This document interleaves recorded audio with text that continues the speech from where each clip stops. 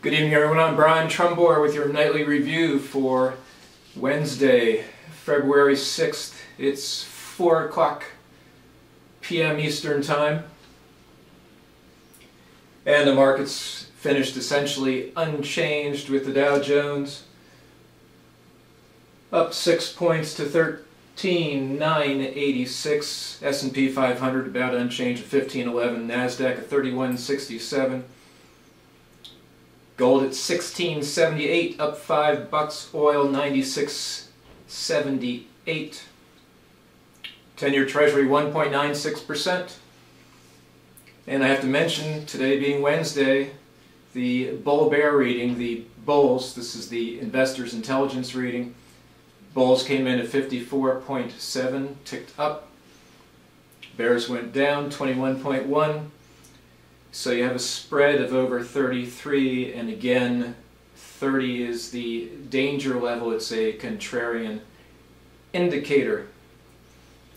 I do have to note that Tokyo, the Nikkei index, finished up 4% today to 11,463, its highest level since September 29th of 2008. Shares of exporters surged as the yen slid to a new 3-year low. The Bank of Japan governor resigned, and it's expected that his replacement will comply with government pressure to ease monetary policy to stimulate growth. So let's reiterate and review on the budget deficit issue. Turning to Washington, I hope you can read this. Yesterday, President Obama urged Congress to head off deep automatic spending cuts set to hit the Pentagon and other agencies of government on March 1st and substitute, at least for a few months, a package of smaller cuts along with new revenue-raising measures. At the same time, the Congressional Budget Office said the projected budget deficit would fall, that should be 845 billion, for the fiscal year ending September 30. After 4 years of 1 trillion plus deficits, or 5 trillion for the first 4 years of the Obama administration. Revenues, outlays, deficit. The CBO credits the tax increases put in place January 1st and the expected spending cuts through the sequester. But when you combine tax hikes, including the payroll tax increase, along with spending cuts, the CBO also estimates the combination could cost 1.5 million jobs. Obama claims past proposals to rein in entitlement cost, are still very much on the table, but few details have ever been available, save for a potential new way to calculate inflation for Social Security benefits. The CBO expects a robust recovery in 2014, with GDP rising 3.4% by end of the year, but the unemployment rate would still be about 7.5% for all of next year.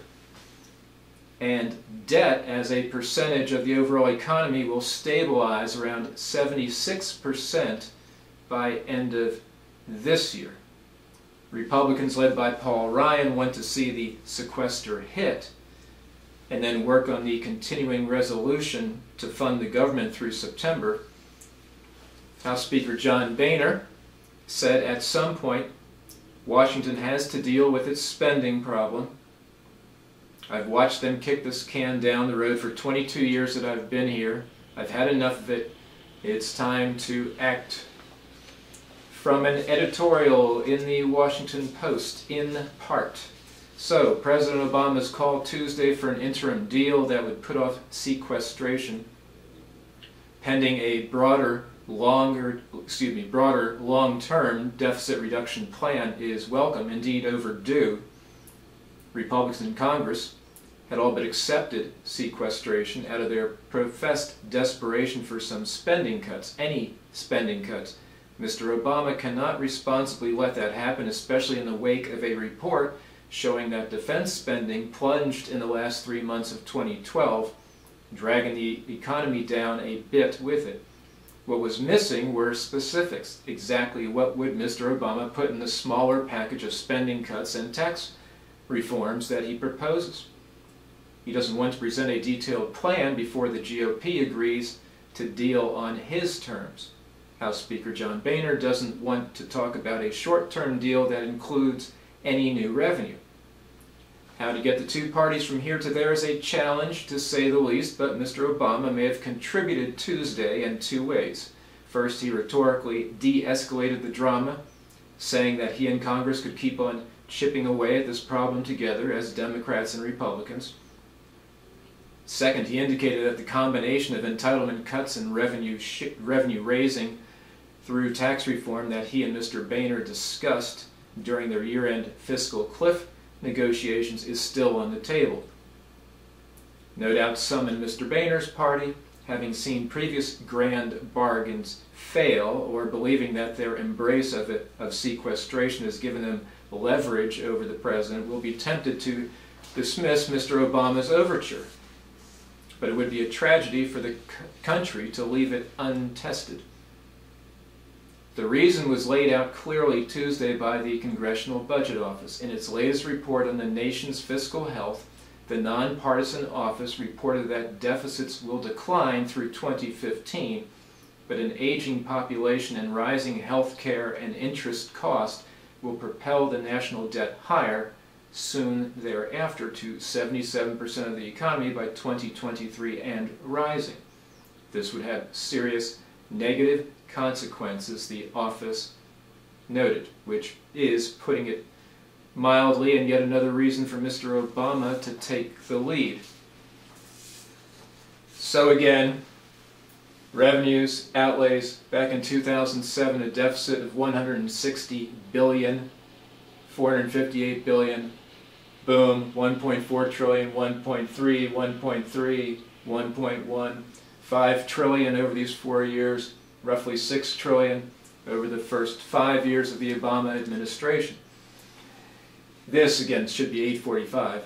This 845 is projected to decline to 430 in 2015, then 476, and then it starts rising again to 957 billion deficit in 2022. Now these are 10-year projections. All kinds of things go into it, including the CBO's growth forecast. They only forecast growth of 1.4% this fiscal year, but then 3.4% by the fourth quarter of 2014, and then 3.6% for 2015 through 2018, but then 2019 to 2023, 2.2% real growth. And why is that? Well, they talk about entitlements. Mandatory outlays for 2012 were roughly $2 trillion, with discretionary spending $1.3 trillion. Well, discretionary spending over the next 10 years is projected to be roughly the same, only rising to $1.4 trillion by 2022. This is the CBO. But mandatory spending, entitlements, goes from 2.0 trillion to 3.5 trillion by 2022, and net interest cost goes from 220 billion last year, the 2012 fiscal year, to 800 billion, 220 to 800. So between 800 billion in 2022 on interest and 3.5 trillion on mandatory spending, that's how the deficit picture will just explode all over again after this little respite. I'm going to have more on this tomorrow. Tomorrow I'm going to obviously review how this looks to you, and I will have some new figures tomorrow. Okay, some quick notes overseas. Yesterday I talked of a radar lock that a Chinese frigate put on a Japanese warship. Today, Prime Minister Shinzo Abe of Japan called it dangerous. He said it was a dangerous act that could have led to an unpredictable situation. Abe told Parliament it is extremely regrettable. We strongly ask for their self-restraint in order to avoid an unnecessary escalation. The Korea Times in South Korea reported of growing concerns of an arms race in Asia. An analyst, Chung Woo-sik of the Peace Network in Seoul, pardon me, let's go to Yonsei University political science professor Moon Chung-in. If North Korea becomes a de facto nuclear weapons state, ultra-conservative forces in Japan and South Korea, American pressures notwithstanding, are more inclined to push for their own independent nuclear deterrent forces. As long as a negative spiral of assertive nationalism amplifies over territorial issues, China, Japan, and North and South Korea are likely to engage in a conventional arms race.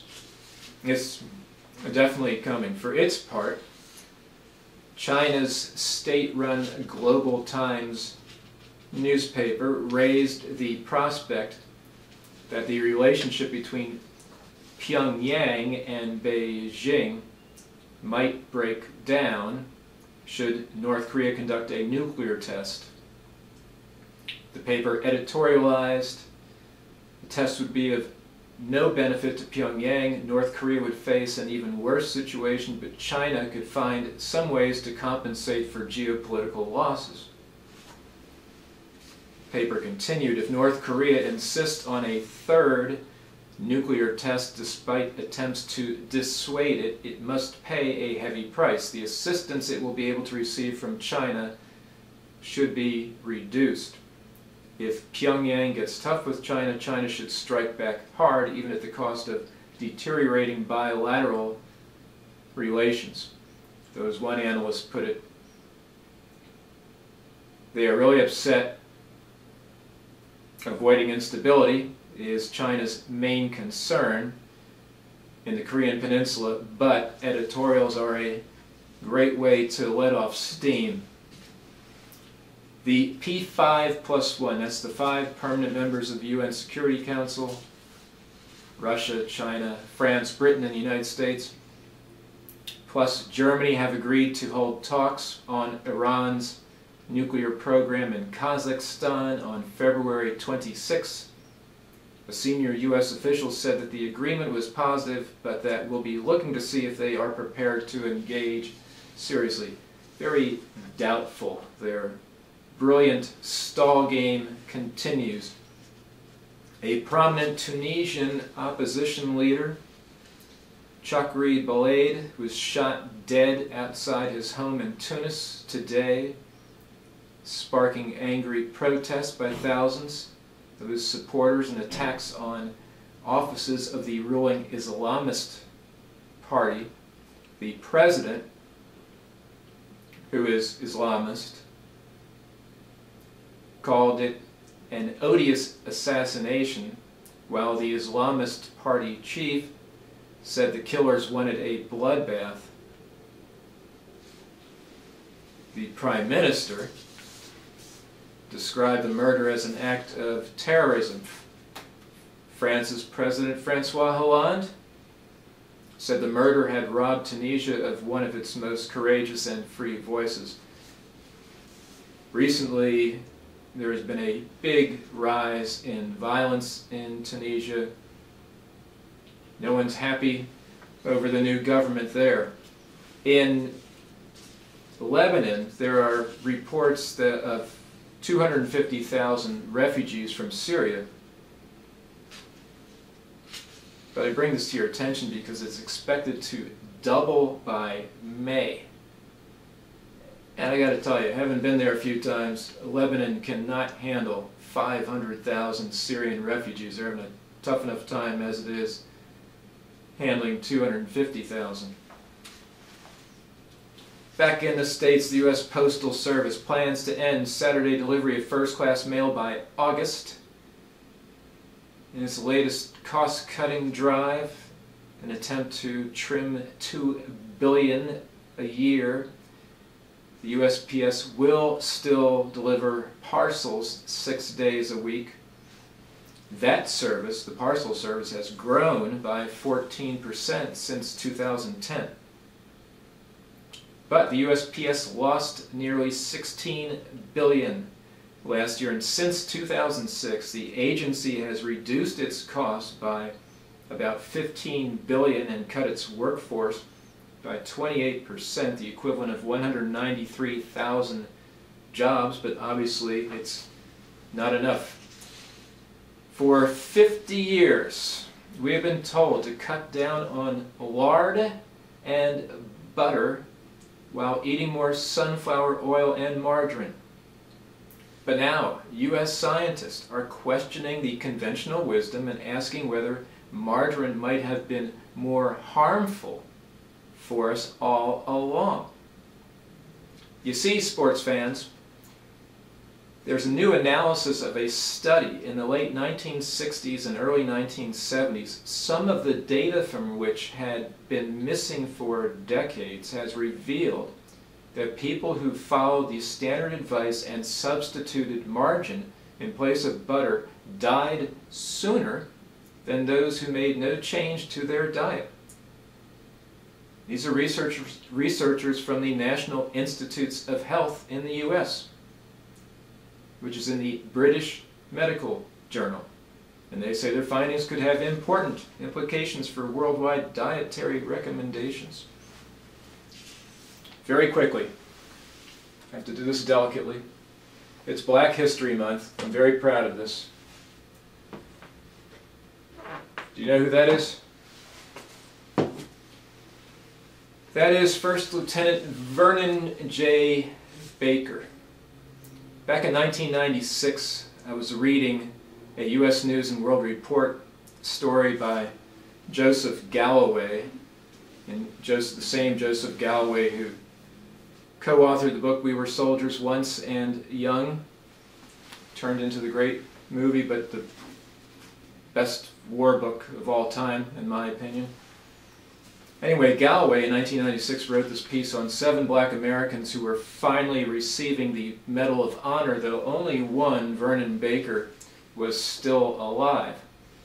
So I'm reading this article, and I just immediately popped a picture of him in the magazine, in the mail to the guy, who at the time was in Idaho, and had a self-stamped addressed envelope, and asked him to sign it and send it back to me. So he signed the magazine photo and then sent this. The caption is, "You honor me, thank you, Vernon Baker." And I know I had to be probably the first person to get something to him, because then shortly thereafter he was flooded. But I got this. So, in 1997, he received the Medal of Honor from President Clinton. They were the first 7 black Americans, but again, he was the only one still living. Only 7 black Americans from World War II to receive the Medal of Honor. And very briefly, Lieutenant Baker earned his Distinguished Service Cross, which was then upgraded, in the pre-dawn darkness of April 5th, 1945, as an artillery barrage ranged on Hill X, a German mountain stronghold in Italy at Castle Aganolfi. A platoon leader in the 92nd Division, he reminded himself of the things he had learned in the Negro section of Officer Candidate School a few months earlier. Keep going, keep the men going, set the example, complete the mission. The rest, he says, was pure reflex. Baker and his 25-man platoon reached the south side of a draw 250 yards from the castle. He saw a telescope pointing out of the slit in the bunker at the edge of the hill. The 5'5", 139-pound former high school football halfback crawled to the opening, poked his M1 into the slit, emptied it, then peeked inside. One of the 2 German soldiers he had killed was still sitting slumped in his chair. Baker then stumbled upon a camouflage machine gun nest and killed 2 more Germans as he conferred with his company commander, Captain John Runyon, who, like all of his superiors, was white. Another German appeared out of nowhere and lobbed a potato masher hand grenade that hit Runyon in the helmet, bounced off, and failed to explode. Baker shot and killed the German as he fled. Then he entered the canyon alone, blasted open the hidden entrance of another dugout with a grenade, dashed inside, and killed 2 more Germans with a submachine gun he had picked up. But his own men were being hacked to pieces. Despite Baker's protests, Runyon ordered a withdrawal and said, "Lieutenant Baker, I'm going to get reinforcements." The reinforcements never showed, and Baker never set eyes on Runyon again. Half a century later, he was stunned to learn that Runyon had been put in by the white commanders of the 92nd Division for a Medal of Honor. 7 of Baker's platoon's 25 men survive, but the platoon killed 26 Germans, destroyed 6 machine gun nests, 2 observer posts, and 4 dugouts. At the bottom of the hill, Baker vomited. Back with you tomorrow, Thursday.